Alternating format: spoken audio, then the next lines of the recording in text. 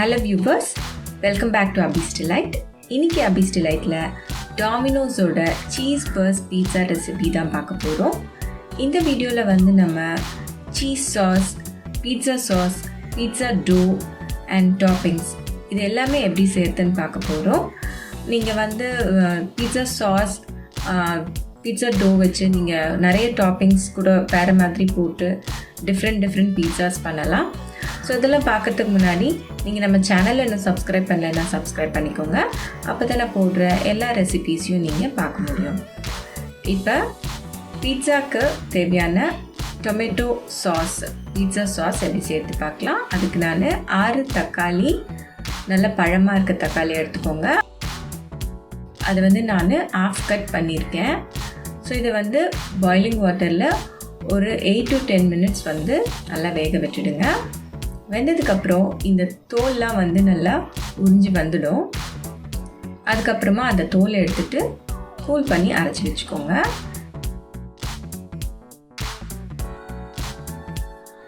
ஒரு சாஸ்பேன் எடுத்துக்கோங்க. அதில் வந்து 3 டேபிள் ஸ்பூன் அளவுக்கு ஆலிவ் ஆயில் ஊற்றிக்கோங்க. 5 பூண்டு நல்லா சாப் பண்ணி போட்டு அந்த ஆலிவ் ஆயிலில் நல்லா வறுத்துக்கோங்க.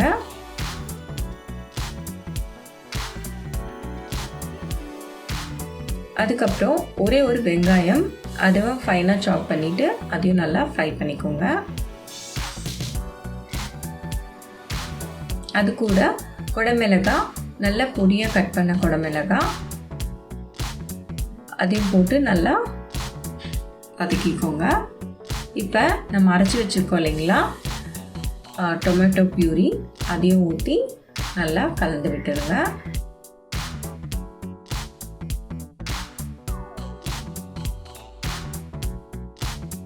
இதுக்கு தேவையான மசாலா போட்டுடலாம். Red chilli powder 1 teaspoon, herbs, oregano உங்ககிட்ட என்ன இருக்கோ அது போட்டுக்கோங்க 1 டீஸ்பூன், சில்லி ஃப்ளேக்ஸ் 1 டீஸ்பூன்,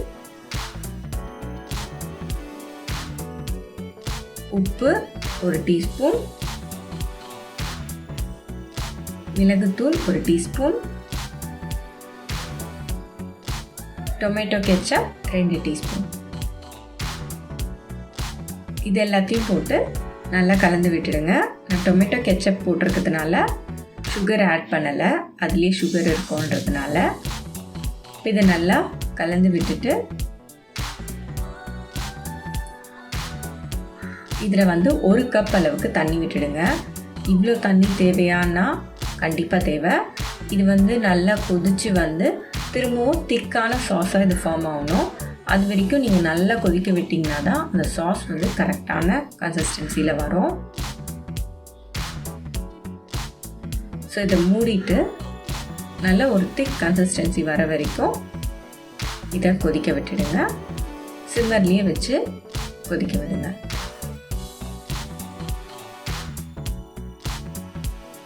இப்போ பார்த்தீங்கன்னா நல்லா திக்கன் ஆகிருக்கு.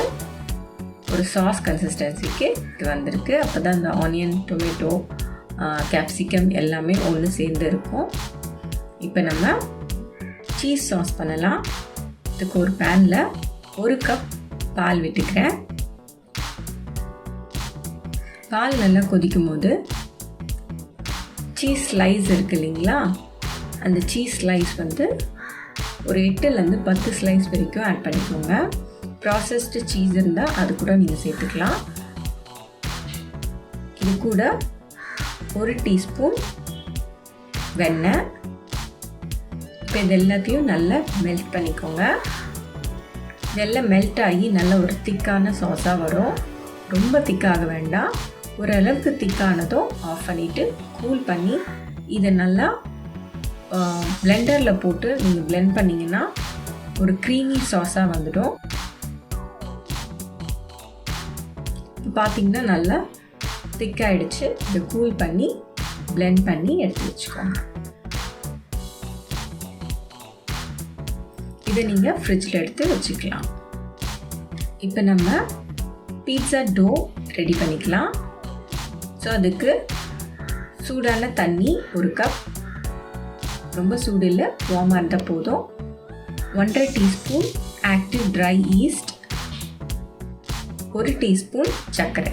இது எல்லாத்தையும் மிக்ஸ் பண்ணிவிட்டு இதை ஒரு 10 நிமிஷத்துக்கு எடுத்து வச்சுருங்க.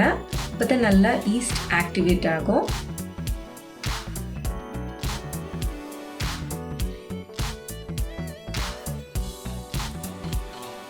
நான் ஒரு பவுலில் 400 கிராம்ஸ் மைதா எடுத்திருக்கேன். அதில் வந்து 1 டீஸ்பூன் அளவுக்கு உப்பு சேர்த்துக்கோங்க. உப்பு சேர்த்துட்டு நல்லா மிக்ஸ் பண்ணி விட்டுடுங்க.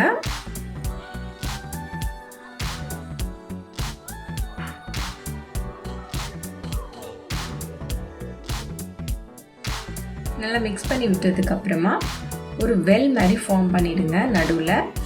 அதில் வந்து நம்ம கலந்து வச்சுருக்க ஈஸ்ட் மிக்சரை ஆட் பண்ணிவிடுங்க. ஃபுல்லாமே ஆட் பண்ணிடலாம்.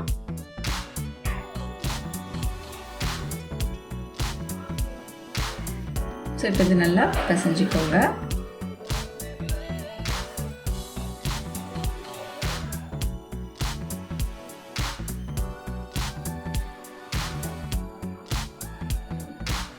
இது கூட ஒரு 1/4 கப் பால் நான் சேர்த்துக்கிறேன்.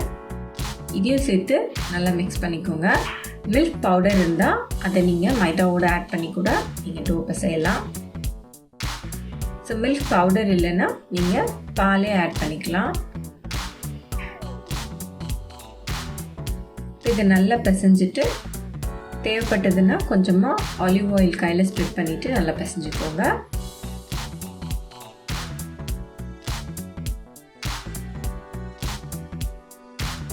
இப்போ இதை நல்லா ஒரு ஸ்மூத்தான டோவாக பிசைஞ்சு வச்சாச்சு.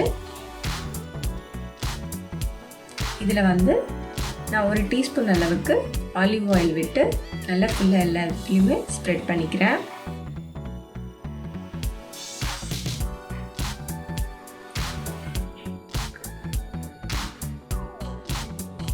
இதை வந்து ஒரு 1.5 ஹவருக்கு அப்படியே எடுத்து வச்சுருங்க மூடி. இப்போ நம்ம பன்னீர் டாப்பிங் ரெடி பண்ணிக்கலாம். பன்னீர்னா 100 கிராம்ஸ் நல்லா க்யூப்ஸாக கட் பண்ணி எடுத்து வச்சுருக்கேன். அதில் 1/4 டீஸ்பூன் சிகப்பு மிளகாய்த்தூள், 1/4 டீஸ்பூன் சாட் மசாலா, 1/4 டீஸ்பூன் உப்பு, 1/4 டீஸ்பூன் கரம் மசாலா,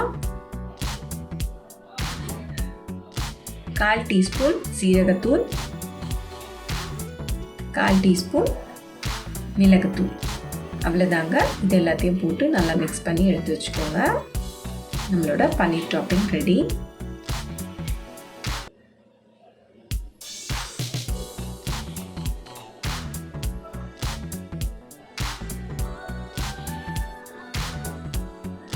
இப்போ வந்து 1.5 hour ஆயிடுச்சு.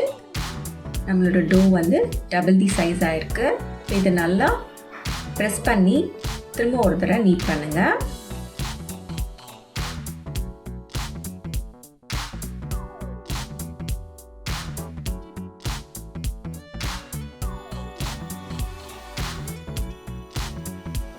அதுக்கப்புறமா இதை 4 ஈக்குவல் பால்ஸாக கட் பண்ணிக்கோங்க.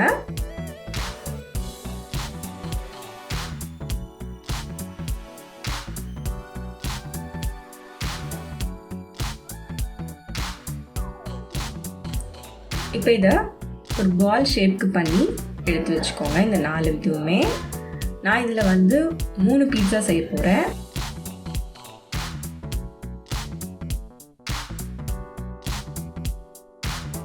மறுபடியும் இதில் வந்து ஆயில் ஸ்ப்ரெட் பண்ணிவிட்டு அந்த கவர் போட்டு மூடி திரும்பவும் இதை ஒரு 10 மினிட்ஸ்க்கு விட்டுடுங்க. மறுபடியும் பார்த்தீங்கன்னா இது சைஸ் கொஞ்சம் பெருசாக இருக்கு. இப்போ இதில் நான் ஒரு டோ மட்டும் எடுத்து 3 ஈக்குவல் ஸ்மால் பால்ஸாக பிரிச்சுக்கிறேன். ஸோ இதில் வந்து நம்ம சப்பாத்தி ரோல் மாதிரி பண்ண போகிறோம். அதுக்காக நான் சொன்னேன் இல்லைங்களா, இதில் நான் 3 பீட்சா செய்ய போகிறேன்னுட்டு. ஸோ நான் ஒரு பாலை எடுத்து 3 டிவைட் பண்ணி 3 சப்பாத்தி ரோலுக்கு டிவைட் பண்ணி எடுத்து வச்சுருக்கேன்.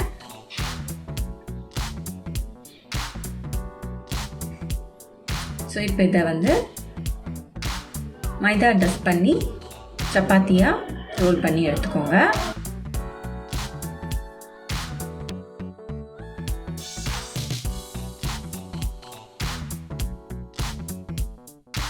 ரோல் பண்ணதை வந்து நான் தவாவில் போட்டு ரொம்ப குக் பண்ணாமல் ஆஃப் குக் பண்ணி எடுத்து வச்சுருக்கேன். இப்போ நம்ம பீட்சா பேஸை பண்ணிக்கலாம். ஸோ கையிலேயே வந்து நல்லா ஃப்ளாட்டன் பண்ணிக்கோங்க பீட்சா பேஸை. கார்னர்ஸ் வந்து கொஞ்சம் திக்காக இருக்கட்டும், நடுவில் வந்து கொஞ்சம் தின்னாக இருக்க மாதிரி ஃப்ளாட்டன் பண்ணிக்கோங்க.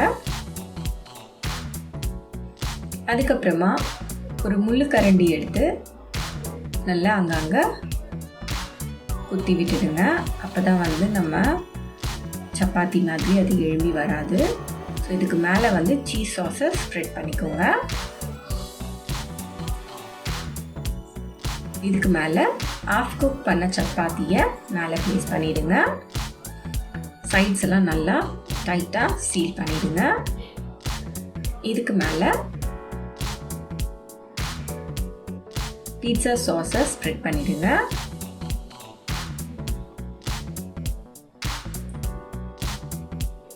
அதுக்கப்புறம் மொசரல்லா அண்ட் ப்ராசஸ் சீஸ் நான் போடுறேன். உங்கள்கிட்ட என்ன சீஸ் அவைலபிள் இருக்கோ அதை நீங்கள் கிரேட் பண்ணி மேலே போட்டுக்கலாம். ஸோ அதுக்கப்புறமா நான் வெஜிடபிள்ஸ்லாம் டைஸ் பண்ணி வச்சுருக்கேன். Onion, capsicum and tomato. So அதை வந்து எங்கெங்கே வேணுமோ அங்கே வச்சு பன்னீரையும் வச்சு இப்போ நம்ம பேக் பண்ண போகிறோம். 200 டிகிரி செல்சியஸில் ப்ரீ ஹீட்டட் பண்ண ஓவனில் 15 to 20 மினிட்ஸ் கிட்ட இதை பேக் பண்ணி எடுத்துக்கோங்க. அவ்வளோதான், நம்மளோட Domino's cheese burst pizza ready. கண்டிப்பாக இந்த ரெசிபி உங்களுக்கு பிடிக்கும்னு நினைக்கிறேன். என்னோட மற்ற ரெசிபீஸ்லாம் பார்த்துருப்பீங்க. உங்களுக்கு பிடிச்சிருந்ததுன்னா என்னோட சேனலை லைக், ஷேர், சப்ஸ்கிரைப் பண்ணுங்கள். Thank you for watching.